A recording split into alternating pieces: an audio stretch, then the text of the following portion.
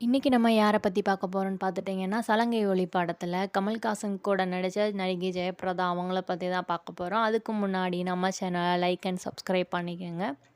இவங்களோட உண்மையான பேர் பார்த்துட்டீங்கன்னா, லலிதா ராணி ராவ். இவங்க ஆந்திரா ராஜமுந்திரியில ஏப்ரல் 3, 1962ல தாங்க பிறந்தாங்க. இவங்களோட அப்பா பார்த்துட்டிங்கன்னா, கிருஷ்ணராவ். இவர் வந்து தெலுங்கு பட ஃபைனான்சியரா இருந்தவரு. இவங்க அம்மா பேரு நீலவேணி. இவங்க ஒரு ஹவுஸ் ஒய்ஃபா இருந்தவங்க. இவங்க வந்து சின்ன பிள்ளையிலேருந்தே ஜெயபிரதா பார்த்துட்டிங்கன்னா, சின்ன பிள்ளையிலேருந்தே டான்ஸ், மியூசிக் கிளாஸ் இதெல்லாம் அதிகமா போயிருக்காங்க. அவங்களுக்கு அதுலேயுமே ரொம்ப இன்ட்ரெஸ்ட்டு நல்லாவும் பண்ணியிருக்காங்க. இதனால வந்து பேரண்ட்ஸுமே அது ரிலேட்டடா விட்டுட்டாங்க. இது ஸ்கூல்ல நடந்த ஒரு டான்ஸ் காம்படிஷன்ல ஒரு ப்ரொடியூசருக்கு புடிச்சு போயி, பூமி கோஷம் அப்படிங்கிற தெலுங்கு படத்துல ஒரு 3 நிமிஷம் டான்ஸுக்கு வந்து ஆட சொல்லி கேட்டுருக்காங்க. ஆனா, இவங்களுக்கு வந்து துளி கூட விருப்பம் இல்ல. அதுக்கு ஒரு ரூ. 10 சம்பளம் வேற குடுத்துருக்காங்க. இவங்களுக்கு விருப்பம் இல்லாட்டியும், வீட்ல வந்து ரொம்ப ஃபோர்ஸ் பண்ணதுனால, சரி ஓகேன்ட்டு பண்ணியிருக்காங்க. 1917 1974ல இந்த பாட்டுக்கு நல்லாவே ஆடி ரொம்பவே பிரபலமாயிட்டாங்க. அதுக்கப்புறம் பார்த்துட்டிங்கன்னா, 1976ல ஒரு ஸ்டார் ஆயிட்டாங்க. இந்த படம் ஒரு வாய்ப்பு கிடைச்சதுனால. 1975ல பார்த்துட்டிங்கன்னா, தமிழ்ல வந்து மன்மத லீலை அப்படிங்கிற படம் மூலியமா அறிமுகமாகுறாங்க. இவங்க 14 வயசுல சிறு சிறு மூவா அப்படிங்கிற மூவி மூலியமா ரொம்பவே ஃபேமஸ் ஆயிடுறாங்க. 1979ல பார்த்துட்டிங்கன்னா, இதே மூவிய வந்து ரீமேக் பண்ணியிருக்காங்க. ஹிந்தியில டைரக்டர் கே. விஸ்வநாத். இந்த படத்துல பார்த்துட்டிங்கன்னா, இவங்க ஒரு வாய் பேச முடியாம இருக்க கேரக்டரா இருந்திருக்காங்க.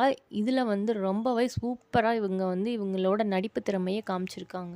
அடுத்து பார்த்துட்டிங்கன்னா, 1979ல கே. பாலச்சந்தர் இயக்குன நினைத்தாலே இனிக்கும் படம். ரஜினி வந்து கூட ஹீரோவா நடிச்சிருப்பாரு. இந்த படத்துல 2 பேருமே ரொம்பவே கியூட்டா நடிச்சிருப்பாங்க. இதுலயுமே ரொம்ப திறமையா அவங்களோட நடிப்பு திறமை இவங்க நல்லாவே காமிச்சிருப்பாங்க. இது முடிஞ்சு அவங்க பேரண்ட்ஸ் பார்த்துட்டிங்கன்னா, ஹிந்தி கிளாஸ்க்கு அனுப்பி, பாலிவுட்லயுமே வந்து ஒரு பெரிய ஆக்டரா வந்து இவங்கள கொண்டு வந்தாங்க. அடுத்து பார்த்துட்டிங்கன்னா, 47 நாட்கள்ங்கிற படத்துல ஒரு நல்ல நடிகையா இவங்க வந்து அவார்டு வாங்கியிருக்காங்க. சாகர சங்கமம் அப்படிங்கிற தெலுங்கு படம் 1983ல இவங்க நடிச்சாங்க. இந்த படத்துல வந்து ரொம்பவே அவங்க ஒரு கிரியேட்டிவான ஆக்டிங்க குடுத்ததுனால, இவங்களுக்கு ஒரு மைல்ஸ்டோன்னே சொல்லலாம் இந்த படம். இந்த படம் நல்லா ஓடுனதுனால சூப்பர் ஹிட் ஆச்சு.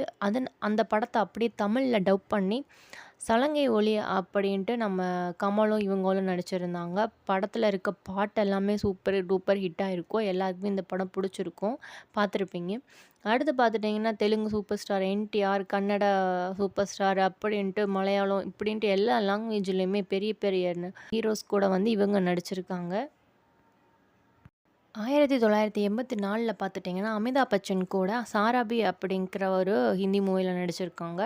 அப்போ வந்து 80ஸ்ல வந்து ரொம்பவே பிரபலமா இருந்த ஸ்ரீதேவி அவங்க கூட வந்து இவங்க வந்து ஒரு 10க்கும் மேற்பட்ட படங்கள் வந்து பண்ணி ரொம்பவே ஒரு சூப்பர் டூப்பர் ஹீரோயினா வலம் வந்திருக்காங்க. 1985ல பார்த்துட்டிங்கன்னா, இனியும் கதை தொடரும் அப்படிங்கிற ஒரு மலையாள படத்துல மம்முட்டி கூட ஒரு ஹீரோயினா நடிச்சிருப்பாங்க. அடுத்து பிப்ரவரி 22, 1986ல சினிமா புரொடியூசரான ஸ்ரீகாந்த் நாகந்த் அவங்கள வந்து மேரேஜ் பண்ணிக்கிட்டாங்க. அவங்களுக்கு ஆல்ரெடி மேரேஜ் ஆகி 2 குழந்தைங்க இருக்காங்க. அது தெரிஞ்சுமே இவங்க வந்து மேரேஜ் பண்ணிக்கிட்டாங்க.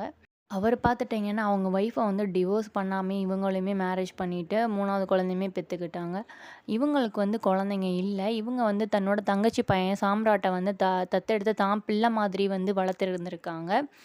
இவங்களுக்கு வந்து அந்த காலத்தில பார்த்துட்டிங்கன்னா, ரொம்பவே பெய்டு ஆக்டர் இவங்க. ரொம்பவே சொத்துக்கள் வந்து வச்சிருந்திருக்காங்க. இன்கம் டேக்ஸ்ல வந்து ஒரு நாள் ரைடு வந்திருக்காங்க. அதில வந்து கணக்குல காட்டப்படாத சொத்துக்கள் நெறையா இருந்திருக்கு. இத பார்த்துட்டு ரொம்பவே பெரிய பிரச்சனை ஆனப்ப வந்து இவர் தான் ஹெல்ப் பண்ணியிருக்காரு. ஸ்ரீகாந்த் நாகன் தான். அதனால வந்து இவங்க மேல காதல் வயப்பட்டு 2 பேரும் மேரேஜ் பண்ணிக்கிட்டாங்க. 1994ல பார்த்துட்டிங்கன்னா, படம் நடிக்கிறதெல்லாம் விட்டுட்டு அரசியலுக்கு வந்திருக்காங்க. என்டிஆர் கூட தெலுங்கு தேசம் கட்சியில வந்து சேர்ந்துட்டு இருந்திருக்காங்க. 1996ல ராஜ்யசபா உறுப்பினராவும் ஆயிருந்திருக்காங்க. அடுத்து பார்த்துட்டிங்கன்னா, என்டிஆர் தெலுங்கு தேசம் கட்சிய விட்டுட்டு 2004ல சமாஜ்வாதி பார்ட்டி கூட சேர்ந்து வின்னும் பண்ணியிருக்காங்க. அதிலிருந்துமே அவங்க நீக்கப்பட்டுட்டாங்க. 2011ல பார்த்துட்டிங்கன்னா, அவங்க வந்து தனியா ஒரு கட்சி ஆரம்பிச்சு, அதில வந்து ரொம்பவே படுதோல்வி அடைஞ்சதுனால, 2019ல பிஜேபி கூட போய் சேர்ந்துட்டாங்க. அடுத்து 2012ல பார்த்துட்டிங்கன்னா, ஜெயபிரதாவோட அண்ணன் இப்ப ராஜ் பிரதாப் வந்து அவங்களோட ஒய்ஃப் உஷா வந்து டிவோர்ஸ் பண்ணியிருந்திருக்காங்க. டிவோர்ஸ் பண்ண மட்டும் இல்லாம, தன்னோட பிள்ளையுமே பார்க்க விட மாட்றாங்க அப்படின்ட்டு வந்து உஷா வந்து ஜெயபிரதா அவங்க அண்ணன் மேல கேஸ் குடுத்துருக்காங்க. உஷாவும், விஜயலட்சுமியும் 2 பேரும் சிஸ்டர்ஸ். இவங்க வந்து சீமான் கிட்ட போய் உதவி கேட்டிருக்காங்க. அப்ப பார்த்துட்டீங்கன்னா, விஜயலட்சுமி சீமானும் லவ் பண்ணி மேரேஜ் பண்ணியிருந்திருக்காங்க. அதனால அவங்க கிட்ட போய் உதவி கேட்டிருந்திருக்காங்க. அவங்கள வந்து கொஞ்சம் அவங்களுமே அவருமே அவங்கள வந்து கழட்டி விட்டுட்டாங்க. இவங்கள வந்து இவ்ளோ கஷ்டப்பட்டு, இவ்ளோ நல்ல ஒரு ஆக்டிங் திறமை இருந்தும், இவ்ளோ டேலண்ட் இருந்துமே இவங்க வந்து ஜெயபிரதா அவங்க வாழ்க்கை வந்து சொல்லும்படி அவ்வளோ பெருசா ஒண்ணும் இல்ல. ஆல்ரெடி கல்யாணமானவங்கள வந்து கல்யாணம் பண்ணி, அவங்க வாழ்க்கையும் கெடுத்துட்டு, தன்னோட அண்ணன் ஒய்ஃபையுமே ஒரு ஒரு தன்னோட அண்ணன் ஃபேமிலியுமே பிரச்சனைய வந்து சால்வ் பண்ணாம, உஷாவுமே வந்து உடம்பு முடியாம ரொம்ப சீரியஸா இருந்திருக்காங்க. அவங்களையுமே பார்க்காம உட்டுட்டாங்க. அதனால இவங்க ஜெயபிரதா அவங்க வாழ்க்கை ஒண்ணும் பெருசா சொல்லும்படியா ஒண்ணும் இல்ல.